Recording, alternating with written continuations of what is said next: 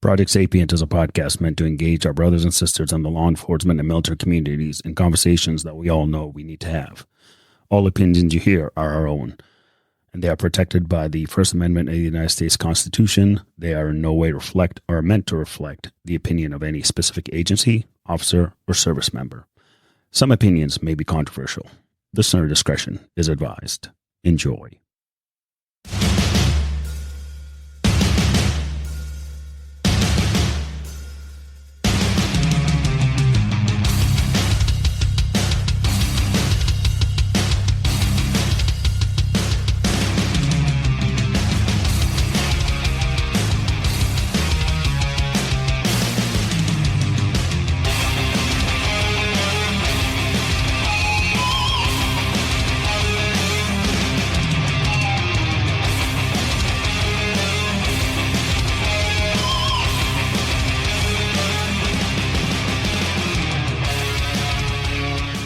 Hey everyone, welcome back to another great episode of Project Sapient. It's been awesome. Jake's not around today. He's moving his entire gym to another location, so he's basically working out all day today. I'll call it. So he's got his work cut out for him. But it's one of these episodes that I would say, we wouldn't be able to do these types of episodes if it wasn't for our sponsors, supporters, like AAA Police Supply. Head over there for all your police needs, whether it's plainclothes, uniform, whatever you want, they have over there. And make sure you head to AAA.police.com and type in Hybrid 10 to get 10% off your entire purchase order. And, Havoc Journal, obviously, I'm a writer for Havoc Journal, and the type of news and the articles that are featured there are really, they're great, they're awesome. Not just because I'm a writer there, but it's because, I was drawn to Havoc Journal early on in the early stages when they started, and, talks really down to earth from veterans to first responders and anybody else that has, great articulation in talking about whatever they want to talk about, whether it's issues or props or anything like that. And then obviously Second Mission Foundation, who has helped this podcast really take off, as well as publishing my book, The Resolute Path, through the Second Mission Foundation. And they're all about, helping veterans find their second mission, especially after service. So without further ado, if you guys remember a couple episodes back, we had Matt Williams on. Incredible episode about him, life after service, and he referred to he referred us to another veteran who also found life after service, found her second mission, her second purpose, so to speak. And in Matt's style, he just you meet Alicia, meet Ayman meet Alicia, and here you go. I'm like, oh, all right, cool, we're doing this, I guess. So without further ado, Alicia, welcome to the show. Ayman. Yeah, no, thank you for being here. And, so give you guys, our listeners, quick background on Elisha Perkins. So Alicia was actually a police officer back even actually we'll say 2005, 2006 timeframe on St. Pete Police Department. She was there for 3 years and then was unfortunately laid off during the 2008 economic collapse, which we know a lot of police departments were laying off, a lot of police officers as a result. So after 3 years at St. Pete Police Department, once she got laid off, she decided to join the U.S. Army. And her story just serving in the U.S. Army, she was deployed to Afghanistan and her vehicle exploded in an IED blast, killing everyone else in the vehicle and shattering her pelvis, femurs, knees, and one tibia. And so today, despite currently undergoing chemotherapy for cancer, she donates her time training service dogs for other veterans with PTSD at the nonprofit she founded. And this nonprofit's called Pop Smoke K9s for Veterans. You can totally tell this is a veteran organization, especially when you hear Pop Smoke. You're like, oh yeah, that's definitely a veteran organization. And, so it's really, again, it's one of those things where, we've all had friends and fellow veterans who've, unfortunately died with IED blasts and stuff like that. I was unfortunately at during my deployment. Sergeant Allers, he got killed during an IED blast, and we were the backup unit. When we heard the scream on the Singars, that's obviously something you never forget. And we raced down to go rescue them. And man, talk about and you never forget the chaos, and the sounds and everything. And with Alicia being on here, it's always an honor to see a veteran who came back from that kind of full force, and to tell her story, and the story how she basically persevered through a lot of stuff. And as Matt described you, you're basically like RoboCop, I think he described you as. But Alicia, so yeah, I want to there's so many questions and so many points to discuss. And why don't we go back to when you first started your career, essentially in public service, we'll call it, starting with St. Pete PD. And was that something you've always wanted to do, to become a police officer and to serve and all of that? Absolutely. I didn't know it was until I got into it, and like the love of it, it just fit for me. Like it just seemed like home. All the other careers and stuff that I'd tried since college and stuff, it just didn't speak to me. But you could tell it just seemed natural for me just to go right into that environment. Yeah, and yeah, I loved being a cop. Yeah. It was a hard pill to swallow to leave it, and so I had to look for something else very similar to that kind of career, and so that's what got me into the military at that point. But yeah, I love being a cop. I'd do it today if I wasn't half metal. So yeah, it's always interesting for me to hear from people that unfortunately were cut short on the job, whether it's through injury or being laid off because of economy and whatever else. And you always find that they're always yearning for that brotherhood / sisterhood, that sort of camaraderie that is found within that profession. And yeah, obviously the military is like the next best thing for that sort of feeling, is that feeling of being part of something bigger than yourself. So when did you officially join and go to basic? 08. 08. Okay. All right. So so basically right after you got laid off, you went ahead and okay. I'm not a person that sits around very easily. I think that's called ADD. Yeah. So what MOS you ended up going into? So actually, I went in as a 25 uniform, and I did that for a little over a year, and then I did the green, the gold, because I went in with the bachelor's degree, so I was able to do the green, gold about a year after. But I wanted to earn my time a little bit and do the enlisted thing for a while. That way, you get a lot more respect doing that than just coming in as an officer and pissing a lot of people off. So I wanted to be able to do it and make sure I knew everything that I was going to be doing and that kind of stuff. And so I went that route. And then after that, I ranked high enough in the green, the gold, so I could still stay in my MOS. So I was able to still continue doing the commo 25 uniform route. So that went really good. And that got me stationed out in good old Kansas. Don't tell me the dreaded, is that Fort Polk? No, that's Fort Riley. Fort Riley. Fort Polk is Louisiana. Yeah, Louisiana. Okay. All right. Well, same difference, I guess. They're both like places you should just keep flying over. Yeah. Stop. How long were you stationed in good old Riley? Yeah, I was there until my very end. So I got out. So I was there for, I guess, 3 years. 3 years at the end, 3 or 4 years at the end. Okay. No. And when did you go to Afghanistan? I went to Afghanistan 3 different times, actually, in one time period. Okay. Yeah. So my third time was when the IED was there. And then after the IED, they medically retired me out at that point. Gotcha. So when did you, so I take it after the IED, you went to Germany, and from Germany, did you end up at Walter Reed at all? Or is that pretty much kind of the trajectory you went?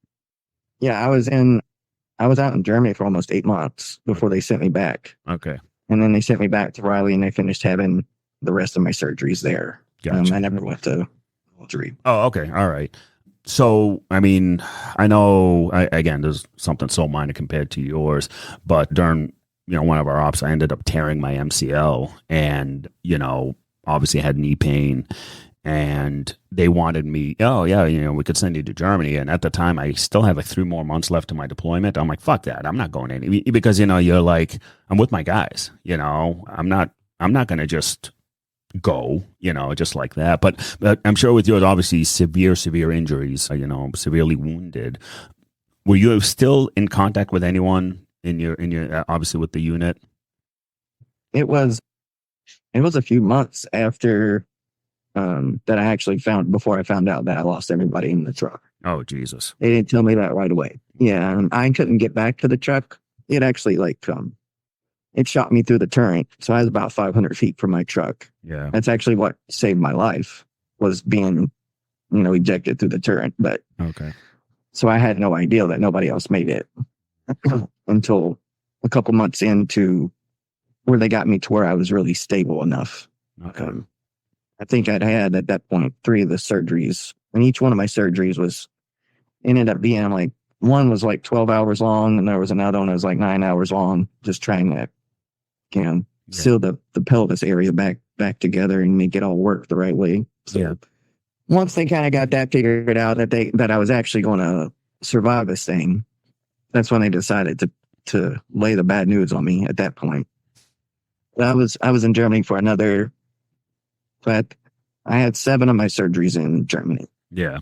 Before they sent me back. Wow. To be able to get the rest of it. Yeah.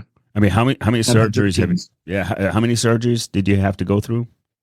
13. Oh, 13. Okay. Wow. All right. So, and you had 8 of them in Germany and then the rest back home? Yeah, 7 in Germany and the rest of them back at home. When I was in Kansas, they gave me like 5 more. And then when I got out, I had 2 more after that. Okay. Just about, I think 2 more. 1 more or 2. Is that when they medically retired you, like during that whole process? Yeah. As soon as I got back to Kansas, they were already starting it. Yeah. It's almost like they were just waiting for me to get there. They're like, here's your paperwork. Yeah. Yeah. It's kind of like a cold way to do it, but I don't know how else they would do it, Yeah. Especially after, No, I get it. Yeah, the trauma and the all that is still fresh in your head, yet, they give you the paperwork like, all right, well, see you. I'm sure it felt that way. I mean, now in terms of your support that you had while you were going through, was it all VA involved or was it Army? How did that dynamic work? So after the military, I went right into the VA to start scheduling the other surgeries and that kind of thing. The VA actually did do all of my surgeries for that. Okay. And I just kept pushing for it. Okay. Because I wasn't going to, first they would tell me I'm going to be in a wheelchair the rest of my life. I just wasn't, that's not something I wanted. I was in my 30s, late 30s. And it's not what I wanted for myself. I went to the mall one time in a wheelchair and had somebody come up to me and said, why are you in that? You don't need to be in that. Yeah. Wow. I'm like, but yeah. And I was like, oh. So I know I don't want this to be the rest of my life because I can't stand it when, people come up to me. I'm not very good with people, let's say. So I definitely didn't really want that for the rest of my life. So I was like, I'm just going to keep pushing one surgery after another till I can get it to where I can do this thing, Yeah. And I just need a little bit of hope. Just keep pushing. And 13 come around and I finally got to the point where it was the 13th one was a knee replacement to connect the metal tibia and everything together. And it just worked. And that was enough to get me to where I could use a cane. I used the walker for a long time until I could gain some strength back in my lower half. Yeah. And then after that, I was able to do it without that. Wow. So that's kind of the stories that we all love as veterans who, understand and get the drive, right? To get that, that drive to me, it's really telling when, someone tells you, oh, you're never going to walk again. And you're like, yeah, fuck you, watch me, and there's some, it's that I always, get fascinated by it because, we all have it where, from the most minor of injuries that, we all know fellow veterans that they're like, oh, fuck that. Yeah, I could have a broken pinky yet I'm still going to run through, do whatever, or yeah, get built like RoboCop and still be like, yeah, no, I'm going to walk, and just watch me. And that's the perseverance and the resilience that I love highlighting a lot and really to showcase and to talk about because it's a different mindset, right? To have that, and I'm sure in you were just like, yeah, fuck that. Yeah, I yeah, fuck you. I hate people. And I don't want anyone to look at me like that, when I'm in a wheelchair. So, whatever that mindset is, that drove you essentially to be able to walk on your own is just, a remarkable thing. And when did you, so once they, hooked up your tibia to your knee and all that, when did you start learning how to walk again? So after that surgery, once they really kicked that in, actually within 24 hours, they had me in therapy. Oh, okay. Extensive therapy. So I was, most after surgeries, it's usually like once a week. I actually had therapy 5 days a week. Oof. And I was pushing myself, and they would hook me to a track in the ceiling. And that's how they would move me around the therapy. Yeah. And that, just having taken that little bit of weight off me, actually helped me learn to figure things out again, like to get the legs moving. They would move my legs for me for a long time. It was months of just barely taking an inch or a step. And, I took one step and it was like a mirror, and then a couple weeks later, I'd take a couple more on my own. It just took a long time to get the strength there. Yeah. And, it took years to have all these surgeries. So the strength was literally nothing, Yeah. And so, I mean, how many years were the surgery? Like they lasted, like how? So 2008. So how long how many years did you go through surgeries before you actually were able to start learning how to walk again? 2000, I say it was about almost 2015 when I was walking. Okay, so you're talking close to a decade of not walking and then learning how to walk again. Yeah. Wow. Yeah, that's. I was determined to work. I'm telling you, I was hard-headed, stubborn, and I was not going to give into it. Oh, hell yeah. I mean, that's the thing. It's not that just, looking on the outside and seeing, like hearing about your story and again, some others, it's like that determination we all have that, or, each individual has that literally pushes them no matter what. And I recall years ago when I first met my wife, one of the things she always described me as is just determined. Like, I think it's more stubbornness than determination, where I'm like, yeah, fuck that. I'm not giving up, whatever. And my wife, she calls it, again, determination. I'm like, it could be just more stubbornness more than anything else. But whatever you want to call it though, that right there basically forced you, or you forced yourself not to accept that end result of never walking again, right? No matter how many, I'm sure in your head you went, no matter how many years it's going to take me, I'm going to be walking again. Was that something kind of went through your mind? Oh yeah, that's all I thought about. Yeah. I worked. That's all I did. I didn't have a job. Like, they retired me, so this was what I was doing, right? This kind of blast, this IED took a lot from me. Yeah. And the one thing I wasn't going to let it take from me was my legs, the use of them. Yeah. Yeah. Wow. Yeah. I mean, that's, again, that determined. But so when you started walking, were you, obviously it's probably not long distances, right? You were just doing one step at a time, get yourself, set up and Yep. just reset. And even, I think you said at one point, like, just doing one step was that big deal for you. Like, hell yeah, on my way. Yeah. Like, this is possible. Like, there's a lot of times, a lot of surgeries that went by, and I'm like, this is not going to happen for me. I'm just going to have to accept where I'm at and just let that be that. Yeah.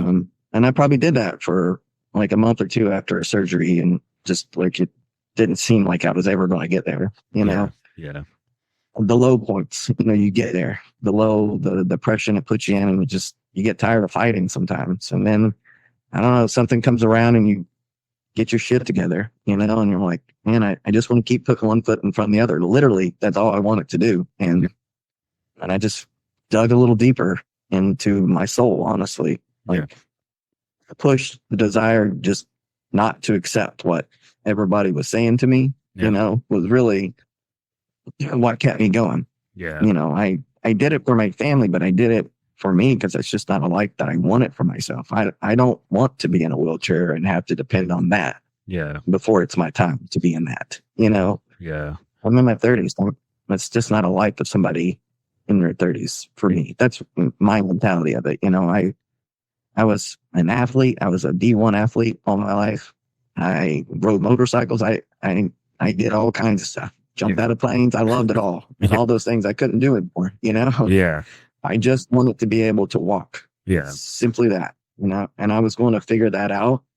I didn't know if I was going to have to finally come to the point where I was going to be like, that's it. You can cut them off and just give me some legs because I'm going to walk one way or another, Yeah. And that was going to be my final thing. Like, if they couldn't do it after I don't know how many surgeries, then I was going to be like, okay, well, it's time, Yeah. Yeah. Yeah. Because I wanted to walk. Yeah. Wow. Yeah. Your story kind of reminds me of that, kind of like in the movies where, the actor or actress, or they're like, broken on the waist down, and then they wiggle their big toe all of a sudden, and they're like, fuck, fuck that. I was never gonna, I told you I was gonna walk again, type of thing. But, it's real though, those things are real. Like those things really happen. I mean, you're an example of it. There's some other phenomenal veterans out there that actually, I forget the name of the veteran where he went back as a Green Beret, even with one leg, blown off, he's still doing his thing. There's even stories of police officers out there that had to lose a leg or something, and they're still out there doing the job because it's just that mentality that they have, that determination that they have, is that, again, like you, fuck that. I'm not going to let this define my life. I'm going to push on, and kind of now moving forward. And for you, like, to me, it's like you got all the decks are like stacked against you because all of a sudden now, cancer hit you. And it's like. First time I had breast cancer hit me. Okay. First time it was. The first one. Okay. And how long ago was that? I think it's been almost 4 years now. Okay. I think 3 or 4 years. What year are we in? Yeah. So 3 or 4 years it's been since that one came about. Okay. And that one was fairly, I hate to say easy compared to this one, but it was a lot easier. So like they found it, I had to do a couple rounds of chemo and some radiation, and then they removed it. And then I had to do a couple more rounds of radiation. And then I was considered cancer free, but you have to go that span of the 7 years in order for you to really be cancer free. Yeah. And I didn't quite make it, before this round, getting pulling cancer, Okay. And that's what you're currently working on right now is colon cancer. Yeah. So it's just, again, like, you start walking and you're walking, and then, a couple years later you get breast cancer, and then you defeat that, we'll say. And now, I mean, when did you get diagnosed with colon cancer? It's not even been it's been about a year now. Wow. It was about the same time that I had a divorce. So that's about that time. It was a lot of shit all at once. Yeah. How much more shit can I take? Yeah. And, God. Again, it's like just one thing after another with you, yet, I mean, so you're currently battling colon cancer. I know Matt told me you were undergoing chemo, I think. Oh, no, you told me you were undergoing chemo this past week. So that's why we scheduled the podcast a couple of days later for you to rest up. And to me, it still amazes me the stuff that you're doing, even undergoing the chemo and even doing, what you do now, just like with the service dogs, the foundation you started. When did you start this foundation? 2023. 2020. When I got it up and going. Okay. Yeah. So it's not been up and going that long. Yeah. Okay. So did you start around the same time you got diagnosed with colon cancer, or was it before? It was before that. It was before that. Okay. I know. A little bit before that. I know you told me the story of how and why you started the service animal, doing service dogs. So I'm going to have our listeners listen to the story of how you just kind of jumped right into it. So yeah, I'll ask. I mean, how and why did you start this Service Dog Foundation?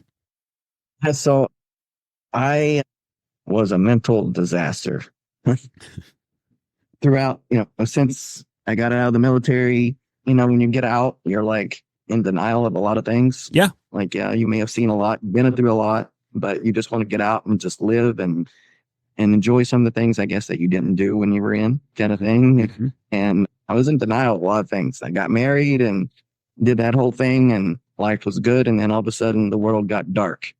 The world started closing in, as I like to say it. Like we moved over from over to where I'm at now in Ormond Beach from St. Pete side. And we bought a house, and I moved over by myself.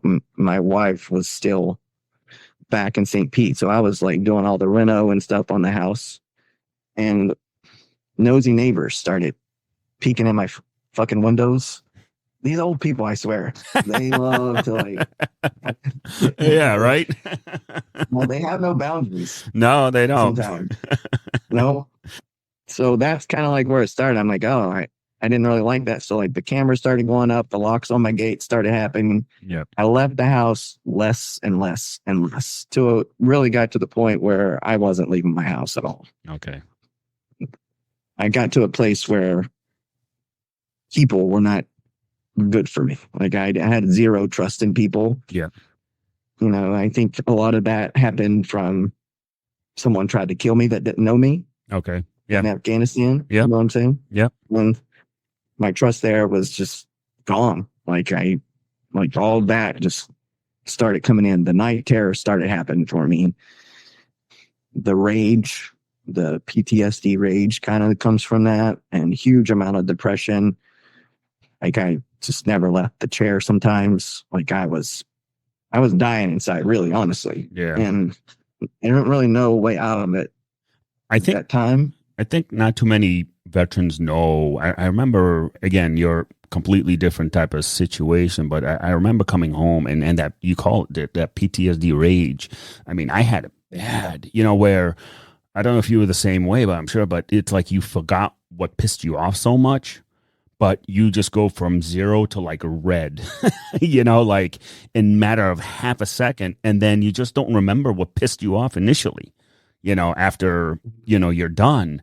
And I'll never forget. And this is when, internet was still very, very slow. But I remember getting an email from one of our squad mates, and he's like, "Hey, are any of you angry?" And all of us, reply all like, "Fuck yeah, dude. Like, what the hell's going on with us?" It's just something we weren't used to. It's part of it, I think, is just the aggressiveness that the Army taught us to be. Like, when we're out in combat, like, yeah, you know what, we're angry, we're this fucking hornets that the minute you fuck with us, yeah, we're going to be all over you in a heartbeat. And I think that transferred over to civilian life for us, not realizing that civilians don't really like that and they don't understand it. And I don't think too many people talk about that PTSD rage that you describe, which is a great description. I'm actually going to steal that now. You should trademark that PTSD rage. But that PTSD rage is so real because it just like, yes, I mean, I could give examples. I mean, I remember when I first came home and I was driving, and it was like someone was behind me tailgating me, honking their horn. Like, I'm like, what the fuck is, like, what am I doing? I'm looking at my speedometer. I'm doing the speed limit. Like, I'm doing everything right. And out of nowhere, just this rage hit me, and I fucking slammed on that brake. I opened my, like, I was completely not myself. To me, it was a threat. Yep. All right, that's a threat. Now I got to deal with it. So I could totally understand also with the whole nosy neighbors, because when I came home, yeah, you get the nosy neighbors and you're like, what the fuck do you want? Like, leave me alone. I'm not here to talk. I'm not your buddy. I'm not like, just go be by yourself. Yep. And I'm happy. Talk over there on the little yard. Exactly. Exactly. And even to this day, my wife, like, I remember when we first went to Seattle, I've never been out, in the West Coast area, and everyone in Seattle was so nice, and they were like, "Oh, good morning, sir," and all that, like random strangers. And I look at my wife, I'm like, why the fuck are they saying hi to me? I don't even know them. And she's like, well, that's just the way people are here, honey. Like, you don't have to take. I'm like, no, there's a fucking angle here. I don't know why they're talking to me. Just don't talk to me. But anyways, so it's just like, these are reminding me of some of even my issues when I first came home, of just this dark cloud that was just always over me, and then kind of described the same way, it just sounds like same way with you, where, yeah, I was the type like you. I did not go out as much. I just stayed home. I was a homebody. I just, depression, all that hit you. And Yes. so with what you were building though, as you were, we'll say, coming out of it, was it something that you just did on your own to come out of, or were you kind of working on yourself and then got a service dog, or somehow got connected that way to a dog? Well, I got to the point. Well, every house that we bought, I'd always build a bar. That was kind of my escape, Yeah. I guess. Yeah. Yeah. Yeah. So I always made a bar for me to go to, kind of thing. Yeah. One day I walked out and I had a gun in one hand and my phone in the other. And then this was after we had adopted our son. He was 19 years old when we adopted him. And it's just not a life. I just couldn't participate in his life. I couldn't go out with them to places and do things. And I don't know. I just couldn't get it. I couldn't. And and I said to myself, I'm either going to kill myself or I'm going to figure my shit out today, and I chose to look at the phone and I started just Googling help for veterans, basically, like with PTSD. And I have a severe TBI. Yep. And I still don't understand how that affects me and everything that I do. But so I ran across, there was a Gratitude America. That was the organization that I come upon, and they had a military support retreat for couples. So that was the first thing I did, is like I went with my wife, and it helped her like see that she wasn't alone in it, kind of thing. Mm-hmm. That there are other people feeling the same shit that she's feeling. Mm-hmm. Mm-hmm. And that was the very first time that I said my story out loud. They did this weird thing where they give you this blank mask. It's a white. And Okay. Yeah. You know what I'm getting at? Yeah. Yeah. On the inside, paint like how you see yourself. On the outside, how do you think people see you? Yep. And then my story came out of that, and I cried like a little bitch and ran out of the room. Like, that kind of what are thing. these feelings? I need to get away from these things. Yeah. I don't want them. Yeah. Yeah. Yeah. So after that, like, they basically told me when I was there that the guy that was running it, he said, you don't have a choice. You need to go to this Warrior Path program. It's a 7-day thing. Just go work on yourself for 7 days. That's it. So it wasn't even a month after I left there. I went to this retreat, and it was in McClenny, Florida, which is the smallest little fucking town in the middle of nowhere. And they had I think they had 25 acres or something there that they had made this program.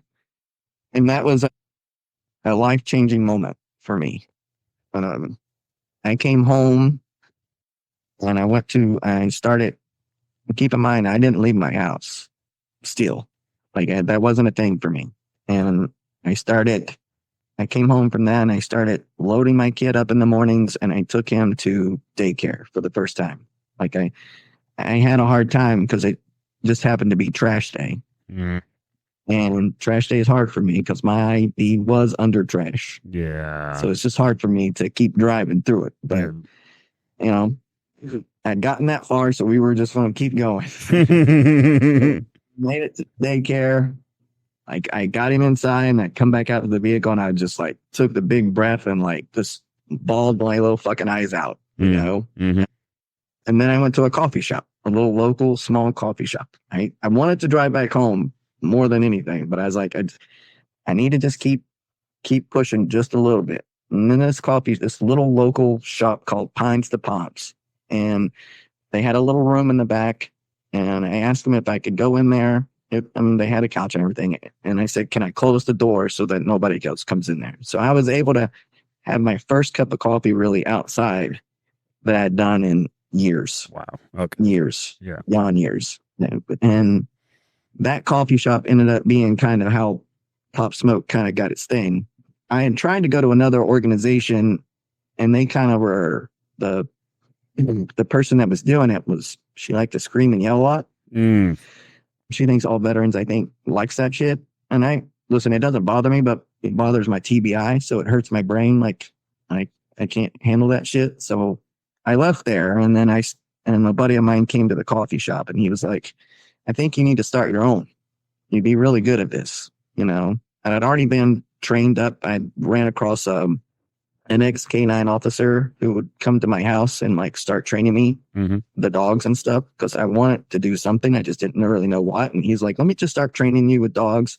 So he got me up, certified me and all that kind of stuff for service dog work and basic obedience.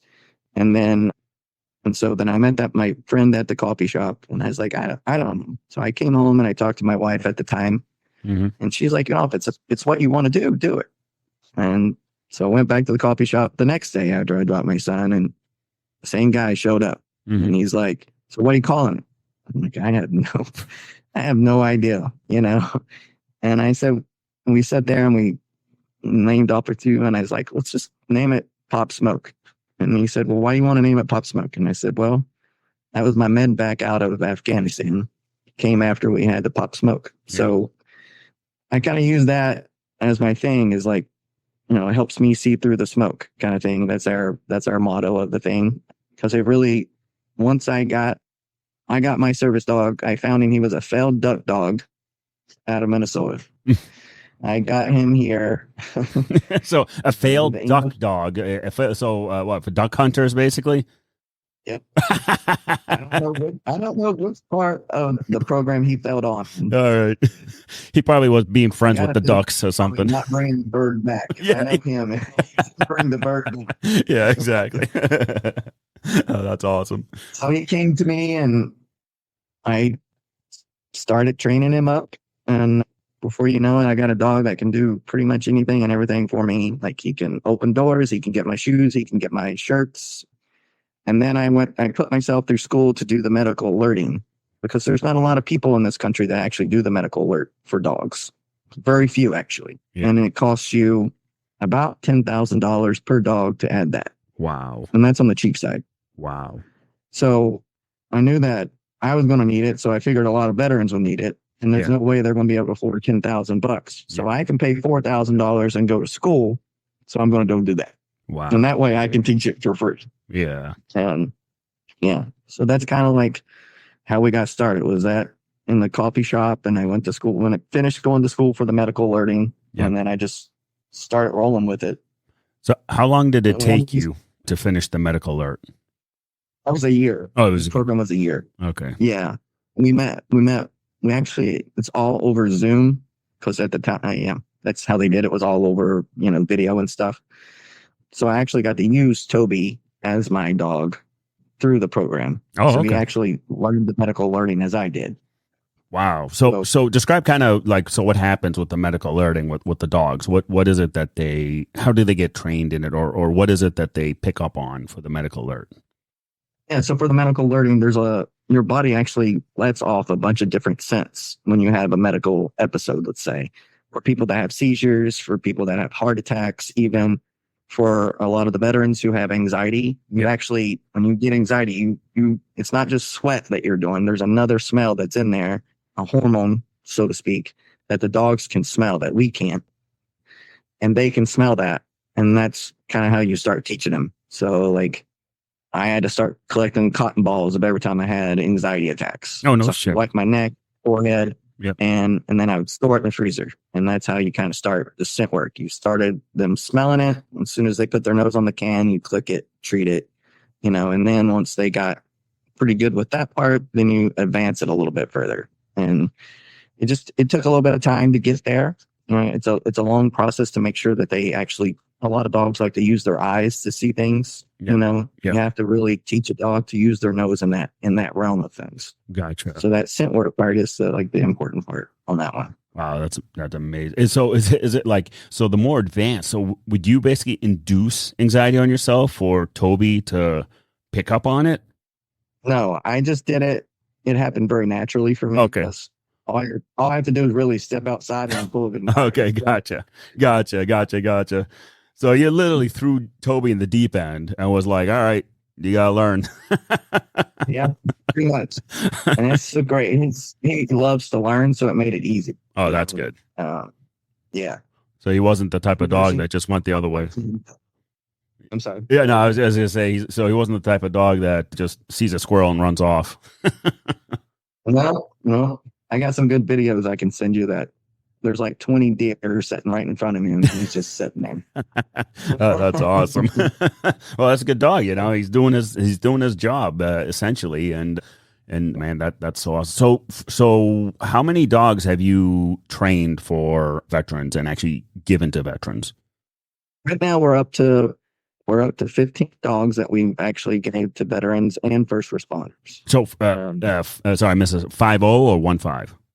1-5. 15. Okay. We're still small. Yep. Yeah, we're still small, but you know, we're trucking along the lines. We're growing pretty rapidly here recently, and we got actually 8 dogs in the kennel right now being trained to go out. A lot of puppies. Yeah. Yeah, they give me a lot of fucking headaches. Right. Hey, but you know what? I'd rather puppy headaches than fucking people headaches. Absolutely. Dogs way better than people in my Oh yeah. Oh yeah. That's why man's best friend, right? You know, just they're much easier to handle than people. Yeah. They can be very trying at sometimes, especially the 2 new ones that I've got. Oh yeah. How old are they? We 20 weeks, the 2 new ones. Okay. And they're a breed that I'm not super familiar with. We got them donated to us. They're mini golden doodles. Okay. I normally just do labs and goldens. Yeah. Just because they're really treat motivated, and that's how we train, is treat motivated or ball motivated. Okay. And with labs, like there's never ever a question. Like they're so food motivated, it's ridiculous. Makes it easy, you know. Yeah. But these little golden doodles now, they're a little different. They have these human eyes that are like creepy as shit. Like, they are like, you turn around, they're staring at you. You're like, fuck are you staring at? It's like creepy. Oh my god, that is creepy with having human eyes on a dog. Yeah, it is creepy. Yeah. Oh, that's so. Are they basically? So you have the 8 dogs. Are they already basically spoken for, like the veterans that you're, training them for? Yeah, those are the only 2 that aren't spoken for at the time right now. The other ones I have in the kennel are all meant to go to a veteran. The veterans haven't met them yet. Yeah, okay. Because they're all still in their basic obedience stages. Once we get close to getting basic obedience done, how we do it is we'll fly the veteran into us if they're not local. Mm-hmm. I have a really nice area here. It's like a little oasis. It's like serenity when you come here. It's super peaceful. They come here for 4 days and they just do nothing but spend time with that dog. That dog gets to stay with them in the house for the first time. The dog gets actual loving, because we don't give a lot of loving because they can't bond with me. They can't bond with anybody else. Gotcha. Any of the other veterans that come and walks them, they can't do any of that. So they get pets here and there, but they don't get the actual like loving and affection that they really want. And they want it really bad. Gotcha. Yeah. So oh, sorry, go ahead. And after that, then the veteran goes back home, and then I finish training him up through making sure the basic and advanced obedience is on point. Okay. And then that dog goes, I will fly the dog to the veteran. I take him there myself. I spend 4 days with that veteran at their home, getting it acclimated, making sure they're good. Any questions, kind of teaching them a little bit of the training aspect of things. And then I fly home.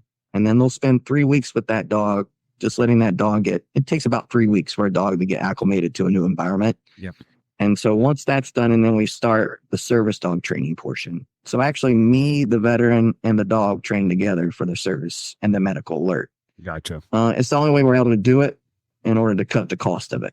Gotcha. So service dogs, according to the ADA, they're worth about $25,000 once they said and done, once they're trained. And then if you add medical alert, you're looking at around up to $75,000. Wow. I mean, they're legitimately, they can save your life. They're a medical device. So they're worth so much money. And it's just hard if I was to train them all up myself, it takes about 2 years alone. We wouldn't be able to help as many, but with doing it this way, I can get them trained up fairly quickly with the basic obedience, and where they're super solid dogs and they're ready and they know they work. I mean, we put the best on them early. They were wearing the best at puppies, so they know when they're working, when they're not working. Anytime they're doing training, they're in their best, they're working, they know that part. Gotcha. It's just up to the veteran to find the motivation to do the training. Gotcha. And that sometimes is the hard part. Yeah. The veteran is the hard part than the dog sometimes. Well, yeah. I mean, again, people, right? Yep. But with the training, is that over Zoom or how is that usually done? Yeah, we Zoom or Teams, however you want to do it. That's how we do it. And then we have an app that we share videos through. Okay. Like they'll be posting their videos of I'll give them homework that week. They'll post their videos there. I check them, view them, and then I'll send back like corrections that way throughout the week. But we have one session, one Zoom session a week, unless they're having issues with something, and then we get on and we do it. Gotcha. They're always texting me, or Matt just recently got Huey. Yeah. I don't know if you got to see him. Yeah, no, he was under the desk or something. Yeah, but yeah, he did talk about Huey. Yeah, he just recently got Huey. Huey's just a special character. He's the smartest, dumbest dog I've ever met. So what you're saying is he matches Matt's personality really well. Yeah, they're like twins. Absolutely. Oh, that's awesome.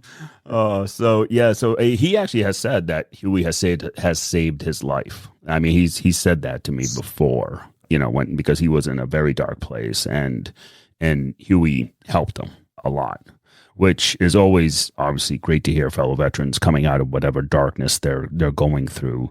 And like I'm part of an organization called 22 Mohawks. I told you about them. And it's just amazing to see that when we deliver, or that veteran comes to we call our headquarters, as we call it, the skiff. So, when they come to the skiff, when we hand that dog off to that veteran, it's amazing to see the veteran's eyes just light right up. It's like you gave them a new purpose or something, like something deep inside of them just woke up again. And just that connection with that dog, it's unbelievable. It's just, I mean, the science behind it alone speaks volume. Yeah.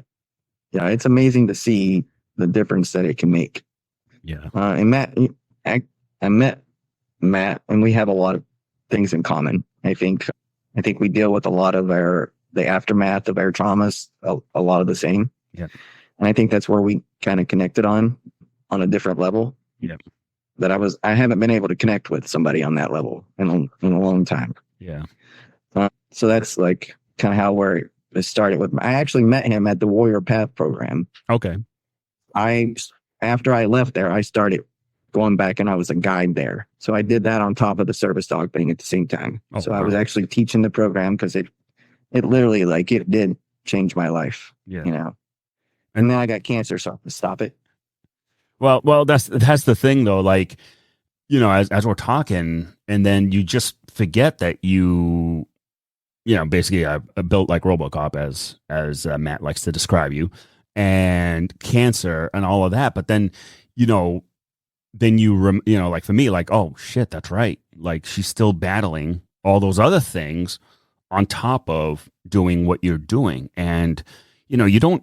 Again, it's always refreshing to hear veterans that come out of that dark place and are able to drive forward and move forward and push forward, finding their second mission, right, or their purpose, right, and that purpose that you found, that drive that you have, service before self. I mean, you're doing it with these service dogs, literally, right? I mean, it's something much bigger than you. And, if you want to call your quote unquote bullshit, that you're going through, but it's like one of those things like, yeah, fuck the bullshit I'm going through. I'm still going to help, my fellow veteran or my fellow man or woman or whoever that needs that help. You'll still go out and do it. And that's something that, again, it's like one thing I always teach my son is like, always help people. You have no idea what people are going through in their personal lives. Always be that rock for them, or always be that friend to them, whether it's someone to listen to or just something. And I think those, us veterans that have gone through trauma, or even first responders on top of that, especially if you talking a 30-year career as a cop, the amount of, especially if you work in a city, big city, medium-sized city, the amount of trauma you face on a daily basis or on a weekly basis alone, not too many Americans go through that. I mean, I know when I deployed in 2005, I remember the usual number of those who are actually serving in the armed forces was 0.45%. So less than 1% of the U.S. population actually serve in the military. And same with policing. It's less than 1% of the total population in America. And you don't have really anybody else but each other. I always say, like, we only understand each other. Like, no one else will ever, no therapist, no fucking psychiatrist, like, unless they've been there, done that, got the t-shirt, to me, they have no idea. You're laughing, but that's like, you get it, right? I mean, just like, you can't relate to somebody like that, especially, I mean, I've again, going through therapy and talking to therapists and stuff like that who've never served. They're like, listen, and I appreciate them saying it right off the bat. Like, listen, I never served. I have no idea, what you're going through, but I understand trauma. Right. So I appreciate that perspective coming out of them versus, the typical therapist who just thinks they know more than you. And you're like, dude, I'm already done. I'm already done with you. I don't want to talk to you anymore. I'm going to go home. Yeah. So yeah. I mean, that's the thing that with these types of services you're providing veterans and still going out there doing everything else. And then, for me, like I said, I think back and I'm like, oh yeah, she doesn't have legs and she's battling cancer and yet she's still doing. So I mean, again, so that deep inside drive, I mean, is it just you basically saying to yourself one step at a time, or I'm going to keep pushing forward, or what is it kind of the daily motivation that drives you to continue doing what you're doing? I just think it's part of my therapy. I'm just going to be honest. I use it to get myself out of this house. Depression is still a huge part for me. Yeah. It will drive me to stay in the bed. So, now that I've got cancer, like, I just can't let that be my life. Like, if I'm going to lay there, then I'm going to just die and give into it, So, like, I just tell myself just 1% better every day. One step, one foot in front of the other. Like, I tell myself that every morning. Like, it's all I can do sometimes to, like, want to step out of that bed. Yeah. But I don't want to live in that bed. Yeah. I don't want that to be my life. Yeah. So they are what drives me to get up and to do it. And then when I start doing it, like, I feel like I finally have a purpose again for myself. Like, because I lost all of it. I mean, I lost everything that I used to love to do. Like, I can't ride motorcycles anymore. I can't jump out of planes anymore. I can't do all the high risk crap anymore. My life's kind of boring. Yeah. I wouldn't say boring. Trust me. Sitting on this end, it's not boring. But I use it to keep pushing myself forward. But when I see what the dog does to the veteran and how it changes their life, and it's just a feeling that I can't describe. It's just like, all right, I am doing fucking the right thing. Like, this is what I'm supposed to be doing. Like, I think Matt asked me, he's like, so how big do you want this thing to be? And I said, I just really see it as one dog, one veteran at a time. Like, I don't care how big I get. I want to do it the right way. Yeah. There's a lot of people out there that will give you a dog and they'll say it's a service dog, and it's just a well-trained dog, Yeah. I want this dog to save your life. I don't want him just to be a buddy. And I need him to be there in those hard moments.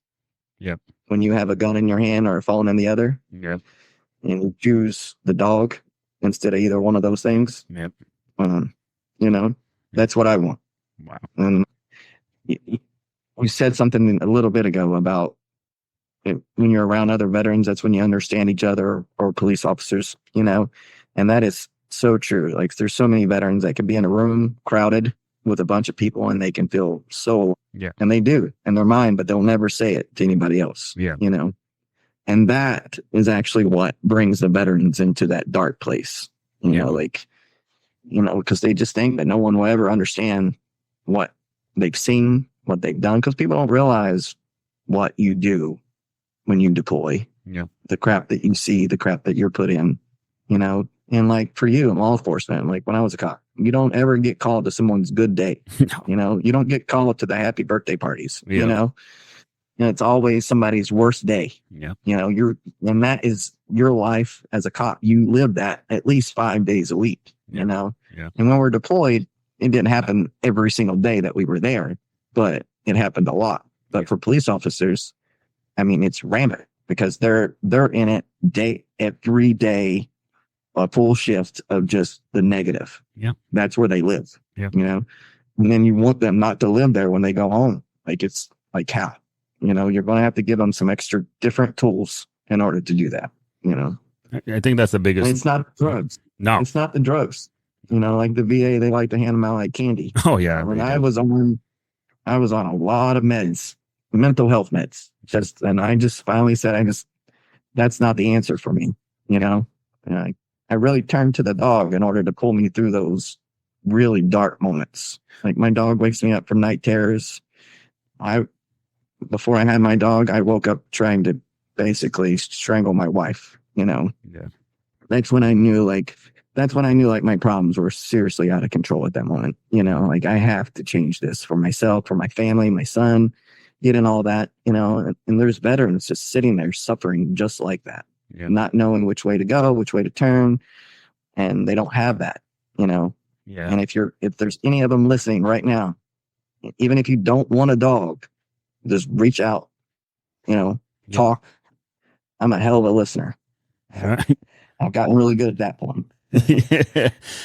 That's again really sound advice for veteran and the police community, the first responder. I mean, just we all know suicide rates are out of control in the police world, and it's always underreported. I truly believe it's underreported because you don't hear enough about it.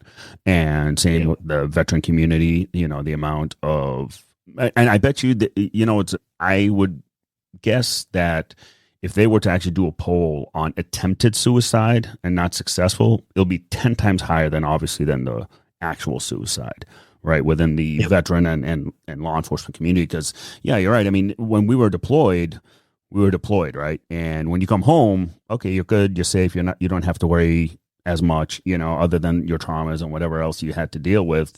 But, when I deployed and you would get there, is like, you had to kill off your human self in order to do the job, right? You had to kind of separate your feelings, quote unquote, because, when we had soldiers die, it's like, all right, we got mission the next day or mission that night. Like, it didn't really matter. You just push forward, you're still doing the job. Policing, yeah, technically you never have a day off, especially when you're, here, and that's constantly what you're doing every single day. And your phone, especially these days with these stupid smartphones, now, you're easily to get a hold of, with work and everything. I mean, when I became a cop in 2007, cell phones weren't as prevalent, for calling you into work or any of that bullshit. But, this day and age with smartphones, yeah, you're always connected to the PD. You're always connected to the bullshit and the negativity and all the shit that you deal with on a daily basis. And you're right, to bring it home really affects your family life, your personal life, and that dark place you go to. And, a lot of cops and veterans, we go right to the booze. I mean, that's within that culture, right? You go right to the alcohol, you go right to whatever prescriptions that the VA gave you, because at one point I was on 13 different psych medications and I felt like a fucking zombie, and I hated I was like, this is too much. I don't think I should be doing this many medications. I don't think it's right, because you just don't feel like yourself. Right. And you're walking around in salt. Yeah. Yeah. How I was. Yeah. Yeah, exactly. I'm like this emotionless, just whatever vegetable, and like you said, it comes to a point where you really got to ask yourself, like, all right, is this right? Like, or am I like really question again? That's even though I'm still in the VA and I do a lot of my stuff through the VA, I throw a lot more questions at these doctors these days, a lot more, right? And a lot more second guessing, like, I'm not sure I want to do this, like more questions than answers. And I think that's just the way to do it. But, to have a outlet like a dog at home where you can come home to that picks up on your cues right away and is able to bring you back down versus keeping you in that elevated state, I think speaks volumes kind of with what you bring to the veteran and first responder community, is because they as in the military and even police community never teach you to separate yourself, right? To separate that trauma, whatever, to be able to turn off your mind, so to speak, right? To turn off that hunter instinct, because that's all we're doing. We're scanning for dangers. We're looking for dangers. And as a cop, that's all you're doing. Where when we were deployed, when we deployed, we were outside the wire. That's when we're scanning for dangers and whatever else. And we know that somebody on the other side is trying to kill us and we're going to kill them. And it's like very primal, right? It's a very, very primal lifestyle. And when you come back here, everything is, rosy and rainbows and sunshine. And you're like, what the fuck is all this? Why is everything so happy here? It's like, shouldn't be this way. Even as a cop, you tend to find yourself like, why the fuck is everyone having fun? Don't they know how miserable it is out here? But that negativity is what really essentially kills you, and for you, bouncing back, right, repeatedly. I mean, it seems every single day you bounce. You kind of force yourself to get out of bed, take that first step forward. I know we're running close to time, but what I'd like to see is a question I always ask guests on the show is, which I think you already did a great job doing it ahead of time, but if there was one message you want to put out to the veteran and first responder community, if there's like one thing you want to tell them for them to think about tonight and whatever else you want them to think, what would that one lesson be or advice? I think my biggest thing is like, I know you feel alone, but you're not. It doesn't have to be that way. You just got to make one phone call. It can be to a buddy, to a friend. It can be to anybody that you trust enough to say it, and they can give you that help that you need. And it doesn't have to be in the VA. Like for me, I went at first, I started all my mental health through the VA, and I figured out for me that I needed someone that thinks outside the box.